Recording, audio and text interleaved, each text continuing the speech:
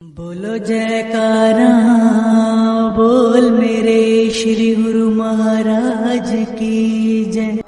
सौभाग्यशाली गुरुमुखों, प्रेमियों के अपने अपने विचार और अपना अपना अनोखा ही प्रेम होता है। कई प्रेमी श्री गुरु महाराज जी के श्री दर्शन मात्र से कई मधु मुस्कान से तथा कई मधुर प्रवचन से प्रसन्न होते हैं। श्री सतगुरुदेव महाराज जी जिस भाव के प्रेमी को देखते हैं उसी रूप में उसका भाव पूरा कर देते हैं। ऐसे ही भक्त बलराम जी के मन में श्री सतगुरुदेव महाराज जी की निजी सेवा करने की भावना दृढ़ रूप से घर कर गई। उस समय अभी वे अपने रहबर महात्मा ध्यान शुकानंद जी के साथ सत्संग पर होते थे। इस भावना के साथ साथ उच्च संस्कार तथा श्री सतगुरुदेव महाराज जी की कृपा की जरूरत थी। जैसे पुरुषार्थ और भाग्य, इन दोनों में मौलिक भेद नहीं। पुरुषार्थ करने पर भाग्य स्वयं बनता है, परंतु कभी कभी भाग्य ऐसा शक्तिशाली बन जाता है कि किए हुए पुरुषार्थ का फल लुप्त हुआ नजर आता है। ऐसे ही भक्त बलराम जी की रुचि सत्संग में कम होती गई। इस निजी सेवा की तीव्र लगन से उनके मन को बेचैन कर डाला। जो ही समय बीतता जाता त्यों ही श्री चरणों में पहुँचने की लगन प्रबल होती गई। उनकी यह भी इच्छा थी कि मैं श्री आनंदपुर में श्री पावन दर्शन हर समय करता रहूं। अंत में इस भावना ने उन्हें इस प्रेम की लहर में बहा दिया कि उन्होंने श्री चरण कमलों में एक विनय पत्रिका लिखी। इतने प्रेम में दीवाने बन गए कि पत्र डाक में डालने की अपेक्षा नदी में फेंक आए। हृदय की गति न जाने उस समय किस धारा में झकोले ले रही थी, उसका उन्हें ज्ञान न था। बाप से उत्तर की प्रतीक्षा में दिन रात बाट जोहने लगे। यह दिल की तार श्री सतगुरुदेव महाराज जी की तक पहुंच गई। इधर करुणा के सागर श्री सतगुरुदेव महाराज जी ने अपने सेवक को आज्ञा दी कि एक पत्र भक्त बलराम जी को लिखो कि वह शीघ्र ही श्री आनंदपुर में पहुंच जाए। जब इन्हें कृपा पत्र प्राप्त हुआ तो इनकी खुशी का ठिकाना न रहा। वहाँ से चलकर श्री आनंदपुर पहुँचे, श्री दर्शन कर आशीर्वाद प्राप्त किया और श्री आज्ञा अनुसार श्री आनंदपुर में ही रहने लगे। इनके दिल में यह इच्छा प्रबल होती गई कि कब श्री सतगुरुदेव महाराज जी मुझे श्री चरणों की निजी सेवा का अवसर प्रदान करेंगे। एक दिन श्री दर्शन के लिए पुष्प लेकर गेट पर अन्य प्रेमियों के साथ जा बैठे।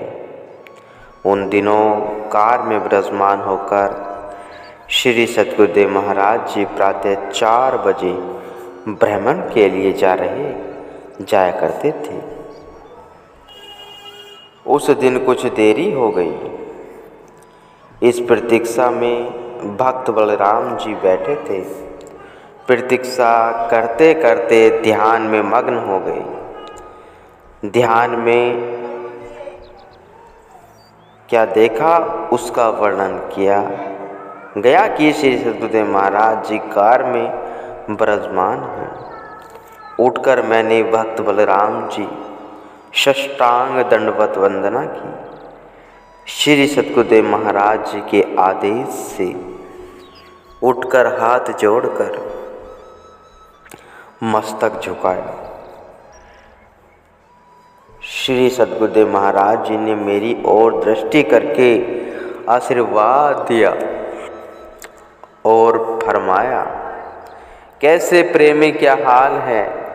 मैंने विनय की कि मेरी यह तीव्र अभिलाषा है कि मैं आपके श्री चरणों में रहकर आपकी निजी सेवा तथा श्री दर्शन कर लाभ उठा सकूं। तब श्री सद्गुरुदेव महाराज जी कुछ समय के लिए मौन हो गए और फिर फरमाया कि प्रेमी, यह इस जन्म में तो असंभव है। अगले जन्म में वचन रहा कि तुम्हें यह सौभाग्य प्राप्त होगा। मैं वहाँ रोने लगा कि श्री स्वामी जी, आपके लिए कुछ भी कठिन नहीं है। आप कृपा करो, मैं आपसे केवल यही मांगता हूँ और मुझे कुछ भी नहीं चाहिए। श्री सद्गुरुदेव महाराज जी ने फरमाया कि इसके लिए तुम्हें कुर्बानी देनी पड़ेगी।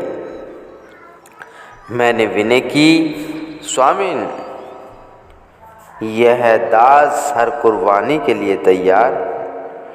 श्री वचन हुए कि केवल तुम्हें ही नहीं, हमें भी कुछ परिश्रम करना पड़ेगा। इतनी बात ध्यान अवस्था में हुई।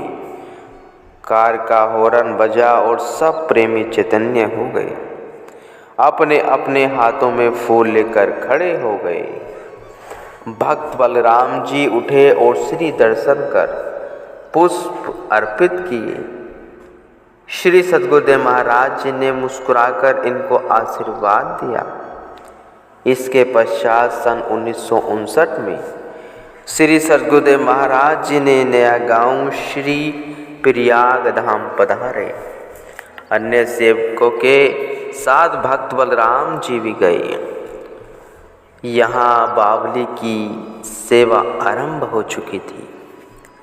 भक्त जी भी हितचित से सेवा करने लगे। जब बावली कुछ गहरी हो गई तो एक दिन इनके दिल में एक आंतरिक प्रेरणा हुई कि अब कुर्बानी का समय है, तैयार हो जाओ। उसके ठीक 2 दिन पश्चात बावली की सेवा करते हुए इनके सिर का एक तेज धार का पत्थर आ पड़ा, जिससे सिर में 3-4 इंच गहरा जख्म हो गया। भक्त जी वही मूर्छित होकर गिर पड़े। इससे कुछ समय पहले उन्होंने आपसे चर्चा में कहा कि मेरा विचार है कि मैं सेवा करता हुआ शरीर छोड़ूं। भक्तों ने देखा कि इनकी दशा अति शोचनीय थी। देखने से ऐसा लगता था कि सिर के 2 भाग हो गए हैं। सिर के 2 भाग हो गए हो, इनके बचने की कोई आशा न थी। सबने कहा, देखो अपने विचार अनुसार इनका अंतिम समय आया। परंतु किसे क्या मालूम था, अभी उनकी तिरभावना कुछ और थी। पूना के बड़े अस्पताल में इनको ले जाकर दिखाया। डॉक्टर ने पूरी जांच पड़ताल कर कहा कि बचना कठिन है। सिर की हड्डियों का चूरा चूरा हो चुका है। सेवकों ने श्री चरणों में सब वृत्तांत सूचित किया। श्री सद्गुरुदेव महाराज जी ने फरमाया कि उसे अस्पताल में भर्ती कर डॉक्टर को कहो कि अच्छी तरह से चिकित्सा करें, सब कुछ ठीक हो जाएगा। श्री सद्गुरुदेव महाराज जी के श्री वचन सुनकर प्रेमी पुनः पूना गए और चिकित्सा आरंभ हो गई। श्री सद्गुरुदेव महाराज जी भी देखो अपने प्रेमी के लिए क्या कुर्बानी दे रहे हैं कि 3 दिन तक न रुचि से भोग लगाया और न ही किसी के साथ बातचीत की। अंदर ही अंदर अपने भक्त को नया जन्म देने की सोच रहे थे।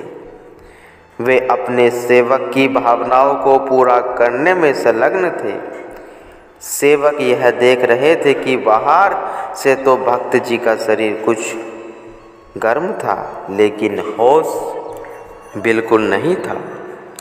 इधर भक्त बलराम जी ने बेहोशी अवस्था में अंदर ही अंदर देखा कि यह धर्मराज जी के दरबार में पहुंच गए हैं। चित्रगुप्त इनका हिसाब किताब देख रहा है, परंतु उसे वह मिल नहीं रहा है। इस दृश्य को देखकर भक्त जी हैरान हुए और श्री सद्गुरुदेव महाराज जी का स्मरण किया कि मैं कहाँ आ गया हूँ। एक दिव्य ज्योति सुनहरी सिंहासन पर प्रकट हुई। धर्मराज व अन्य गुप्तचरों ने उठकर वंदना की। उस दिव्य स्वरूप में श्री सद्गुरुदेव महाराज जी ने फरमाया, यह हमारी रूह है, इसने अभी सेवा करनी है, इसे यहाँ क्यों ले आए हो। श्री गुरु महाराज जी के वचन सुनकर गुप्तचरों ने क्षमा मांगी। न जाने वह दिव्य ज्योति भक्त जी को साथ लेकर कहाँ लुप्त हो गई। यह कार्य वहाँ तो 15 मिनट में पूरा हो गया, परंतु इधर 3 दिन लगे।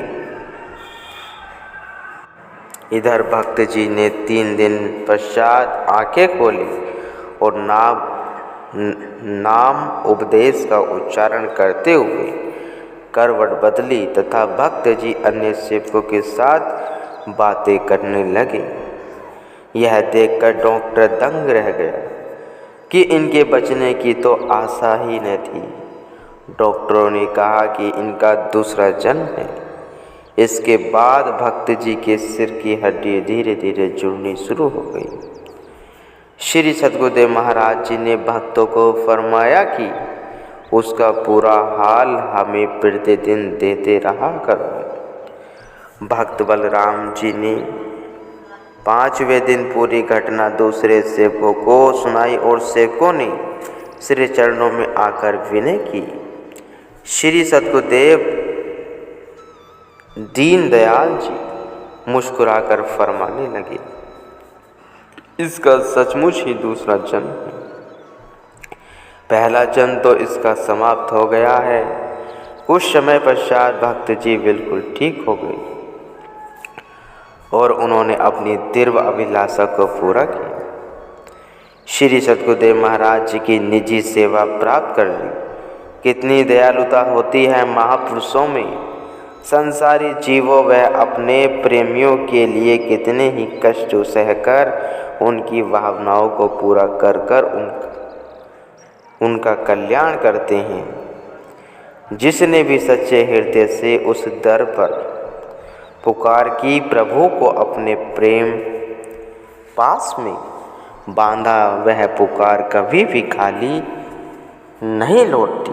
इसके लिए अटल विश्वास, अचल निष्ठा, त्याग, प्रेम की आवश्यकता। जिसने भी कुछ खोया उसने ही कुछ प्राप्त किया। उस करुणा में भगवान भंडार में तो किसी वस्तु की कमी नहीं है। प्रत्येक वस्तु वहाँ से प्राप्त हो सकती है। जो कुछ इंसान प्राप्त करना चाहे, देरी अपनी ओर से है, महापुरुषों की ओर से नहीं है। भक्त बलराम जी बड़े हित वह पूर्ण श्रद्धा से दरबार की सेवा करने लगे। इसके उपरांत साधु वेश में महात्मा आत्म निर्लपानंद जी अंतिम समय तक श्री दरबार की सेवा बड़े उत्साह व हित से करते रहे। गुरुमुखो।